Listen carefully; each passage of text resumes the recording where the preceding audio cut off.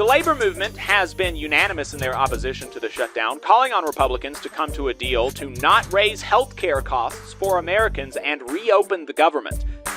Which side are you on? Which side are you on?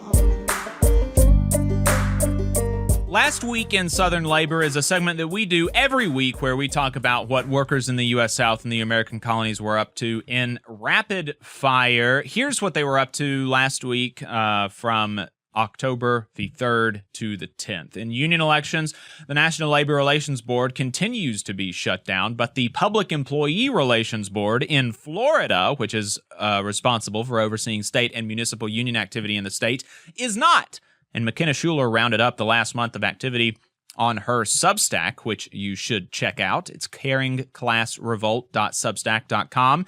Here are a few of the interesting filings and results. 31 workers at Duval County Public Schools in Jacksonville, Florida, voted 19-0 in favor of unionization with the American Federation of State, County, and Municipal Employees, AFSCME Council 79. 10 workers at the Pace Fire Rescue District in Pace, Florida, unanimously voted 10-0 in favor of unionization with the Santa Rosa County Professional Firefighters, an affiliate of the International Association of Firefighters.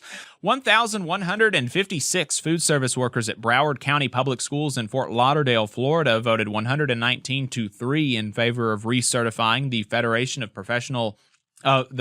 of Public Employees as their union. 1,012 workers at Hillsborough County Public Schools in Tampa, Florida, voted 195-7 in favor of recertifying the Hillsborough Classroom Teachers Association as their union. And 990 workers at Seminole County Public Schools in Sanford, Florida, voted 51-1 in favor of recertifying the Seminole Educational Clerical Association. In grievances, unfair labor practices, and court cases, the Trump administration, rather than trying to make a deal to reopen the government, is ratcheting tensions up, firing 4,000 more federal workers. The American Federation of Government Employees, AFGE, believes that doing this during a shutdown is illegal and filed a lawsuit to that effect. In addition to firing thousands more federal workers, they are threatening to violate the law by withholding back pay for furloughed federal workers. AFGE has filed the lawsuit preemptively in an attempt to block Trump from doing that as well. On Wednesday, October 8th, Steve Cochran, a 13-year Volkswagen auto worker in Chattanooga, Tennessee, testified before the Senate Health, Education, Labor, and Pensions Committee on Volkswagen's unlawful conduct over the past 2 years of organizing and negotiating for a first contract with the UAW. In strikes and bargaining updates, Missouri Senator Hawley blasted Boeing employee relations attorney Scott Mayer, who Trump nominated for a spot on the National Labor Relations Board. While a quick vote was initially scheduled, it was postponed, and it's unclear if his nomination will go through, as Hawley could switch and vote against his nomination, preventing him from making out of the committee. Hawley's frustration with Mayer comes out of the now more than 2-month-long strike at Boeing in St. Louis, Missouri, where the company is refusing to offer Missouri machinists a deal similar to the one that Seattle machinists got when they went on strike last year. The Labor's International Union of North America, LIUNA, held a rally in Austin, Texas last week calling for higher wages, and drivers for the Zachary School District in Louisiana are claiming that the company that they work for, First Student, is stealing wages from the workers and potentially committing fraud. Their union, the Amalgamated Transit Union, ATU Local 1546, said that they may have to strike if the company doesn't resolve the issue. Hey, 5 seconds. Just wanted to say that this is only possible because of our donors. If you want to see more of this, then consider donating yourself at tvlr.fm/donate.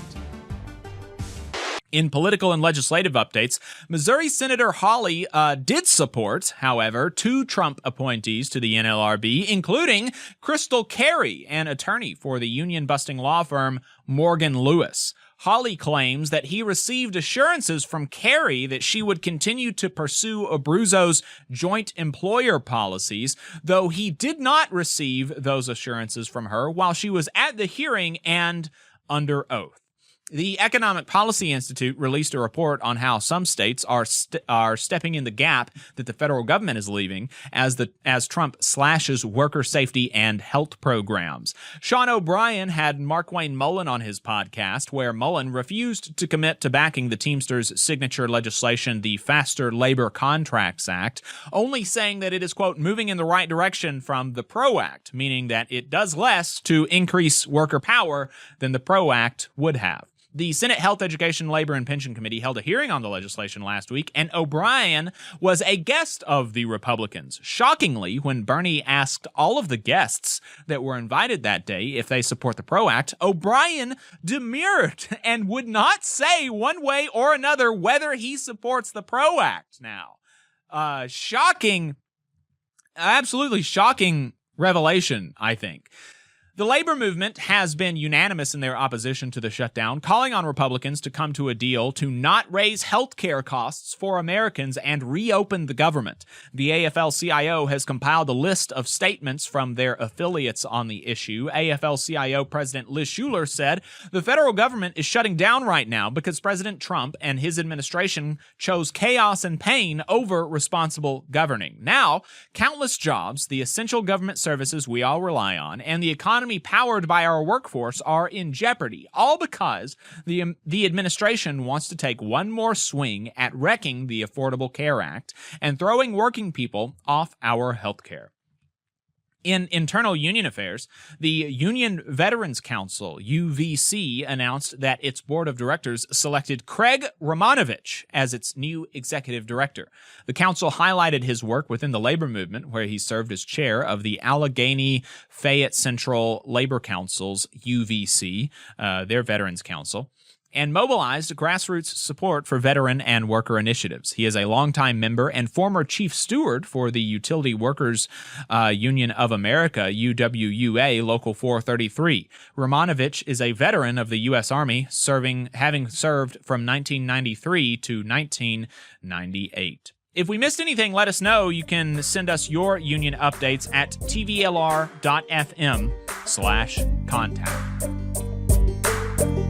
You just saw a clip from the Valley Labor Report. We are live every Saturday morning from 9:30 a.m. till 12:30 p.m. And we pride ourselves on keeping all of our content free to everybody so that we can talk to as many working folks as possible. If you support the work that we're doing, you think that it's important, you think that it's good, then consider making a monthly contribution to the project, and you can do that on our website, tvlr.fm.